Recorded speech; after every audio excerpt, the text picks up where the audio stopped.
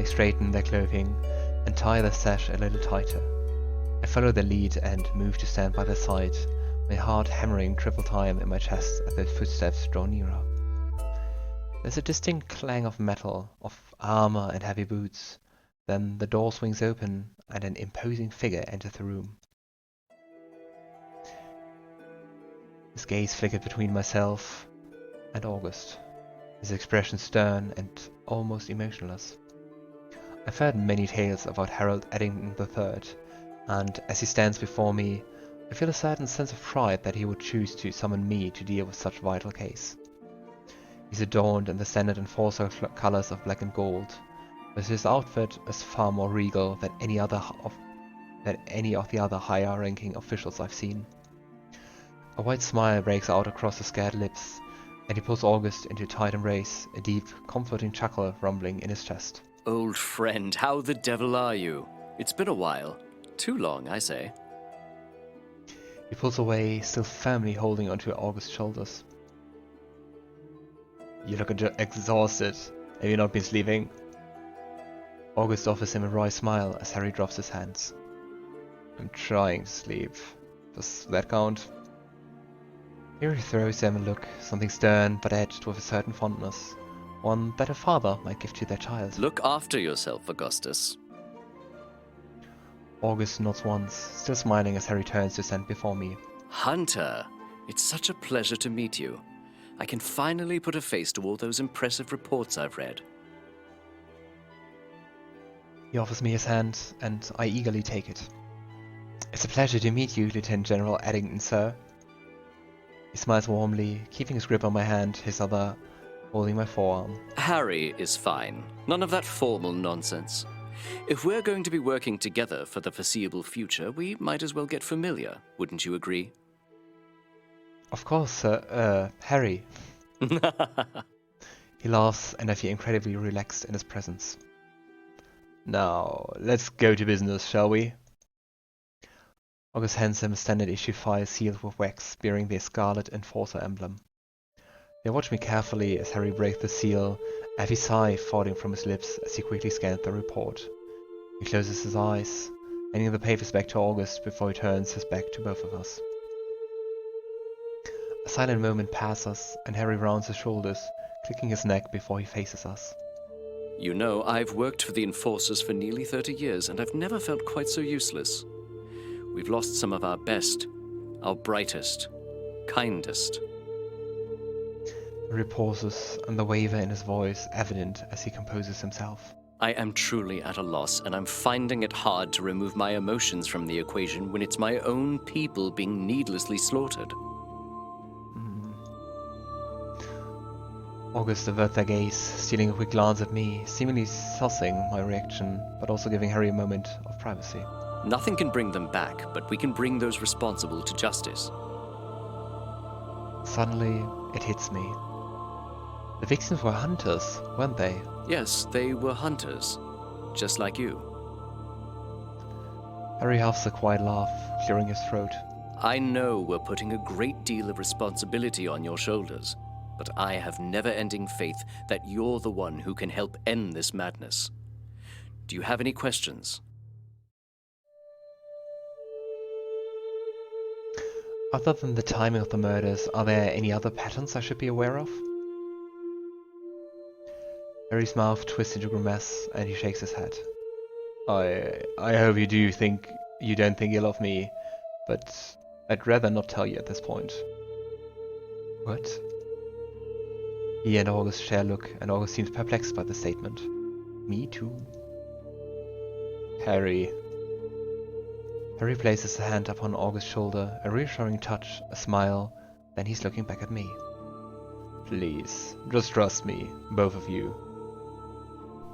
I want you to go out there and see things with your own eyes, utilize your abilities, then we can discuss what we've already discovered. This is a complex case, with many intricacies, but I think it's important that you don't let your opinions cloud your judgment. As terrifying and baffling as this may seem, I see where Harry's coming from. I don't want to be influenced by an investigation that's so obviously failing.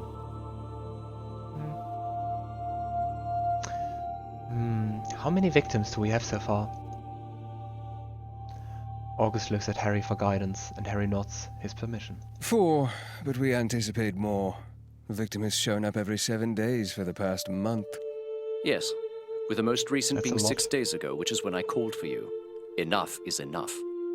We're due a body, if our calculations are correct.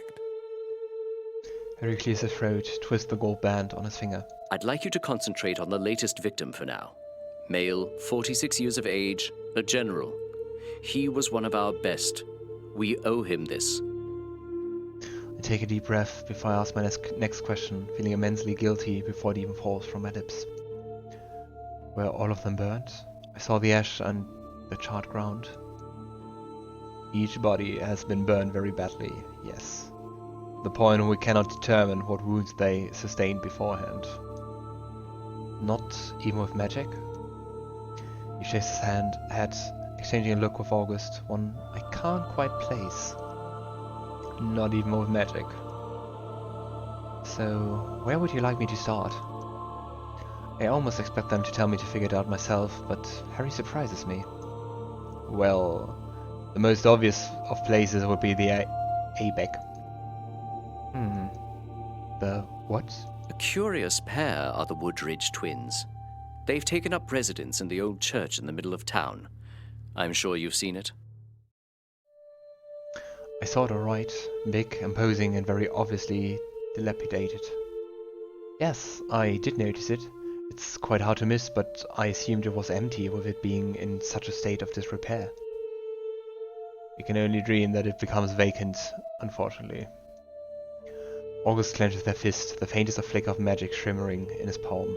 They're a plague upon this town, spouting their drivel and preaching to the dumb and ignorant.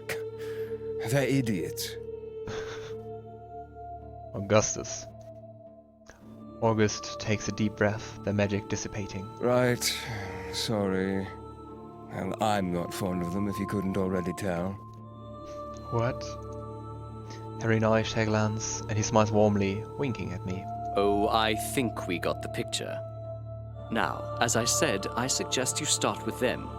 Just see what you make of them. You might need to play along with the woman. She tends to favor playing games. Anything to baffle you. Have they already been questioned? Are they dangerous? Are they even human? Harry shrugs, and August's annoyance at him being so unbothered is obvious. Yes, they're human, and yes, they've been questioned. Hunter Merriman saw to that, but she and the woman have a rather tumultuous relationship. Ooh. The alibi is solid. They've a guard, a human who has connections to Clan Casimir. There's no reason to support the Aibek other than just doing her job. I'd still be interested to hear what you think of her, though.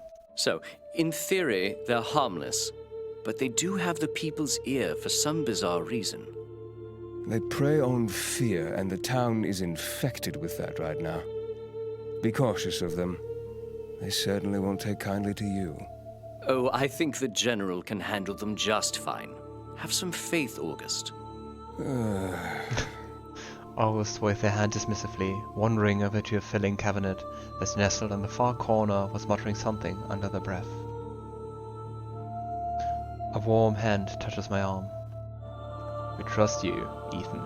Now, once you've spoken to them, I suggest just going where your gut tells you. There are plenty of other Lunarians for you to get to know, so just take today to really find your feet. I must meet with August and some of the other generals now, but please report back to us in the morning. Unless you find any damning evidence, of course, in which case, report back immediately. I nod, glancing over at my superior, who's taken it upon themselves to dive headfirst into yet another pile of paperwork. Trust no one, right? Not a bloody soul. Suspect everyone. Question everything. Anxiety be like. I close the door behind me, leaving August and Harry with their discussion. I feel a bit overwhelmed, but ready. Ready to finally start my investigation and to hopefully end all of this chaos. I take a deep breath and straighten my clothes, feeling ruffled from both that initial heated encounter and the brief but semi-informative conversation with the Lieutenant General. As I turn to leave, I spot Piper leaning against the wall. She looks stoic, her gaze fixed on the floor, but she perks up when she spots me approaching. Oi, Ethan. I can call you that, can't I? She makes a quiet, frustrated noise and closes her eyes. She shakes her head, exhaling sharply before she meets my gaze. Listen, I'm sorry you had to witness that exchange. I couldn't bring myself to leave without apologizing for my behavior both today and in the tavern the other day. It's been a rough few weeks, and I often let my passion overrule any rational thoughts that I promise I am capable of having. It's unbecoming of me. I'm taken aback by the vulnerability in her words. This isn't the Piper I thought I'd have to become accustomed to.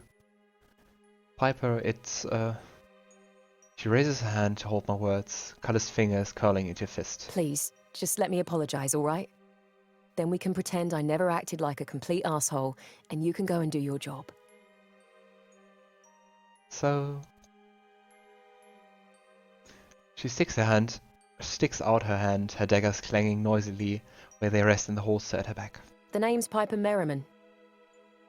She rolls her eyes, taking a deep breath before her next sentence. Major Piper Merriman. She throws me a wicked grin, and I can't help but laugh. I eagerly take her hand in my own and shake it firmly, my touch lingering a little longer than necessary as I cling to her warmth. It is a pleasure, Hunter Merriman. I gather I'll be seeing you around, or I hope I will. A smirk hooks the corner of her mouth, our fingers brushing as they slowly part, and there's something curious shining in her striking gaze. Well, the town is terribly small. It would be quite hard to avoid me. I shrug, nonchalant. I can think of far worse things than bumping into you. She narrows her eyes, showing me playfully. The most subtle flash of colors creeps across her freckled cheeks. Oh, I don't know. I can be pretty scary if you ask nicely. Nicely, you say? She purses her lips, her sapphire gaze sweeping over me like a caress. Well, well. I think we're going to get along swimmingly. She's quite an enigma, and I can feel my skin prickling under her heavy gaze. Certainly not an unwelcoming feeling. She snorts a laugh, the sound wholly inelegant, but charming nonetheless. What's so funny? She narrows her gaze, shifting from one foot to the other, as if she has excess energy to dispel. Oh, nothing much. Just didn't expect you to be quite so interesting, I suppose. I feign offense, and her answering laugh is magical. I just have to prove myself then, won't I? That you will. Piper glances at the clock before turning back to me with a roll of her eyes. Oh, I better get going. I have an inevitably worthless mission to get on with. People in this town are adept at mistaking common house cats for ghastly creatures. Must be something in the water. I should go too. Yes, of course. Now off you go, save Lunaris and all that. I see you around, Ethan. She turns on her heel and heads for the exit, pulling her chestnut hair up into a messy bun as she goes. I gather my whips, checking my supplies and weapons, adjusting my armor. It's time to begin. It's a strangely beautiful day in Lunaris, regardless of the biting cold. The sky is clear and the cobbled streets are abuzz with the smiling faces of townsfolk strolling to the local market with empty baskets and full pockets. There's certainly a different vibe to the last time I walked the street. No panic, no haste. As I draw nearer to the center of the town, I see that imposing white building. Scarlet flags sway in the wind of the roof, but as I look closer, I can see that they are tattered and dirtied. The twins may very well be human, but the way my stomach drops and twists as I approach the weathered wooden door tells me I might be shocked by what I find inside. I push open the heavy doors and decide that I'm met with snatches of breath from my lungs. This place is huge. Its domed ceiling was seemingly once decorated with an intricate painting. The layers have cracked and peeled over time, and nothing more than the remnants of what looks like a starry night sky cling to it. The furniture is caked with a thick layer of dust, and the pews in disarray and covered with strange etchings that look like they've been carved into the cheap wood with a blunt nail. There's a lot to take in, but I'm not here to scour the ruin for evidence. I'm here to talk to its inhabitants. The dread that now firmly seated in the pit of my stomach turns violently, but it's something old, something that lingers. I anticipate that I might find a lot more than I'm bargaining for if I truly desire, but I need to focus. I need to find the Woodridge twins. As if by magic, 2 pairs of startling bright blue eyes emerge from the shadows near the destroyed pulpit. They don't look creepy at all. I don't know who's saying that, so I just take it as the woman. Hello, Hunter. We were expecting you. To say that they are unusual would be an understatement, and they are not at all what I expected. I offer her a small, friendly smile, however forced it may be. Word travels fast in Lunaris. I am Hunter Everflight. She narrows her eyes at me, suspicious for the briefest moments, before she's smiling unnervingly again. Despite her best efforts at apparently trying to be cute, it's still terrifying. I'm Aurora, and this is my dear brother, Armaros. It's a pleasure to make your acquaintance, Hunter Everflight. And not politely, not quite sure which of them I should be focusing my attention on. Armaros doesn't appear to enjoy talking, or maybe simply not permitted to. His overbearing sister is clearly the leader of the two. Yeah, I think addressing him wouldn't make that much sense, so talk to her first. I study her steel gaze, and she seems completely at ease. Aurora, can you tell me what you do here? Armaros looks relieved that I didn't focus my attention on him, his once stiff shoulders sagging. Aurora clears her throat, a delicate hand covering her mouth as she does so. Well, what exactly would you like to know? I clear my throat, trying not to be distracted by their unnatural stillness. Can you explain to me what you do and why? They share a look, and Armaros nods once on his sister's ice-cold gaze. Our purpose is simple. We spread the word of the night, of those that are oppressed and murdered in cold blood. And who exactly are the oppressed? She giggles, the sound musical, but edging or maniacal. The creatures, of course. I look at Armaros, and he drops his gaze, color sweeping across his pale cheeks. Is my answer not satisfying, Hunter Everflight? Surely you know that the institution that you serve brings harm to the innocents. That the creatures you kill are nothing more than confused and lost, merely looking for salvation. I pause, carefully contemplating my response. My adult life has consisted of seeing bloodthirsty creatures trying to mindlessly murder innocent people, and in turn trying to kill me as I protect them. I see no desire for salvation in that. I appreciate that there are creatures who don't intend to harm anyone, even some that are kinder than most humans. But... I smile again and take a deep breath. But I cannot bring myself to understand how you can so blindly support the slaughter of your own people. Armaros frowns deeply, and I swear I see him shaking his head at me, but it's just subtle enough for a sister not to notice. Because humans are inferior and pathetic. We infest and corrupt the earth by dedicating our time and resources to ridding it of the only things that give our wretched species any hope. She inhales sharply, calming herself and brushing her hands over the front of her skirt.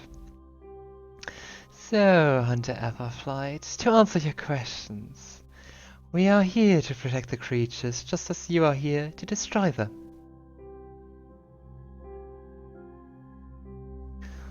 I'm sure you are very aware of the recent murders in this area. Can you tell me anything that might be of use to my investigation?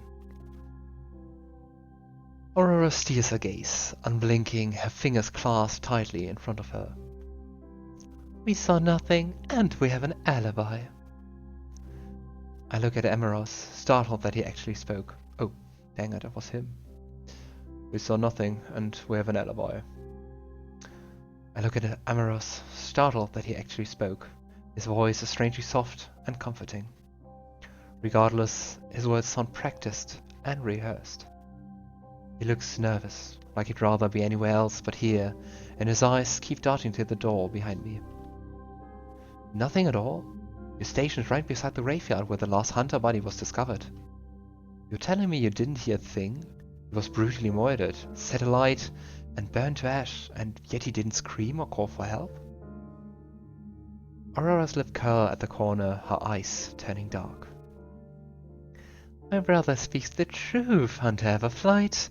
Question us all you like, but we've been through this with your insufferable predecessor. Just like Harry said, they apparently have an ironclad alibi, but my suspicion does not waver. I nod once, noticing Armaros' gaze burning into me, and though I cannot gauge how he's feeling, my gut tells me he has something to say.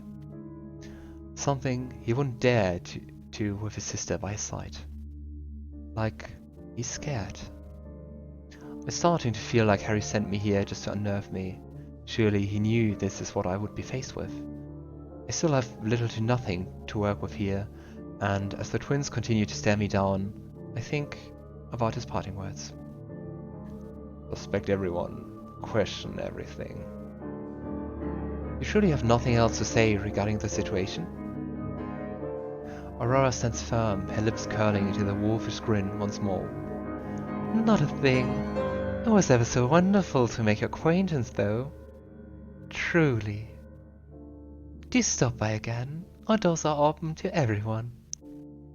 We are more than happy to accommodate you, should your agency need to question us for a third time. Armaros gives me a look again, and I wonder if it would be possible to somehow get him alone.